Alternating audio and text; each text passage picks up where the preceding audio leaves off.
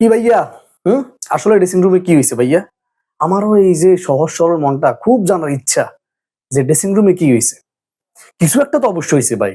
কিছু একটা যদি না হইতো তাহলে আর্জেন্টিনা হারার কথাই না। আরে আর্জেন্টিনা হইছে ১ নাম্বার দল, সবচেয়ে ভালো দল। হেরা কি স্পেনের লগে হারিয়ে যায়? এটা অসম্ভব।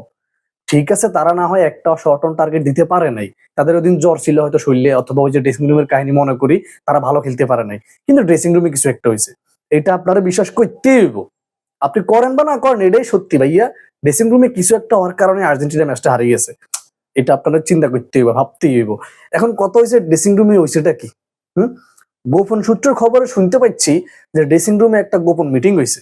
মিটিং এর মধ্যে আর্জেন্টিনার কিছু প্লেয়ার বসি তারা একটা মিটিং করলো যে আমরা যে এই যে পুরো বিশ্বকাপটা আকাম করে এই পর্যন্ত আসছি, ২ নাম্বারই করছি, দুর্নীতি করছি, করার পর আমরা ফাইনাল পর্যন্ত আসছি, তারপর ছোট খেলার দল খেলে এই পর্যন্ত আসছি। এখন ফাইনালে যদি আমরা হারিয়ে যাই তাহলে তো এটা প্রমাণ হয়ে যাবো যে আমরা সারা মানে পুরো বিশ্বকাপটা আমরা আকাম করে আসছি। তো ফাইনালে আমাদেরকে একটু ভালো খেলতে হইব। এটা নিয়ে তারা একটা মিটিং এ বসছে। কিন্তু দিন শেষে কাম হয় না। ফাইনালে পুল পথে হয়ে গেছে। একটাও শর্ট অন টার্গেট তারা করতে পারে নাই। ভালো কথা। এখন ড্রেসিং রুমের আরেকটা কারণ আছে। গোপন সূত্রের মাধ্যমে আমি তথ্যটা পাইছি। সেটা হচ্ছে আর্জেন্টিনা প্লেয়াররা চিন্তা করলো যে বাংলাদেশে আমাদের প্রচুর পরিমাণে সাপোর্টার আছে। এরা যখন আমরা স্পেনের সাথে খেলার পরে হারিয়ে গেলে এরা তো একটা অজুহাত বানাইতে হইব, অজুহাত দেখাইতে হইব। এখন এই অজুহাত বানানোর জন্য আমরা একটা মানে কাহিনী করবো। কাহিনীটা হচ্ছে আমরা ড্রেসিং রুমে কিছু একটা করবো।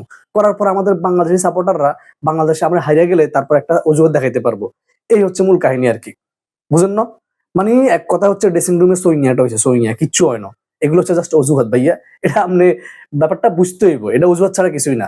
কারণ ওই আলজেরিয়া, অস্ট্রিয়া, হ্যাঁ? বক্কচক্কর দল পায় ৩ গোল ৪ গোল হুলস্থুল অবস্থা। যখনই ইংল্যান্ড, সুইজারল্যান্ড আর হচ্ছে স্পেনের সাথে পড়ছে তখন কান্নাকাটি ছুটে গেছে ভাইয়া। এটা তো বুঝতে হইব যে এগুলো সব অজুহাত। হ্যাঁ? যেই দলটা পুরো ১২০ মিনিট খেলার পরে একটা শট অন টার্গেট দিতে পারে নাই, ওই যে স্পেনের গোলকিপার যে ছিল হ্যাঁ বইবে চা খাইছে, নাস্তা খাইছে, সিগারেট খাইছে, এর কাছে একটা বল পর্যন্ত নিতে পারে নাই। তাইলে হে দল আবার কি খেলছে এটা তো বুঝতে হইব। মানে ফাইনালের মজাটা নষ্ট করে দিছে ভাইয়া। ড্রেসিং রুমে আমার সঙ্গে আর কিচ্ছু হয় না ভাই। ড্রেসিং রুমে কিচ্ছু হয় না। এগুলো সব অজুহাত বুঝছেন?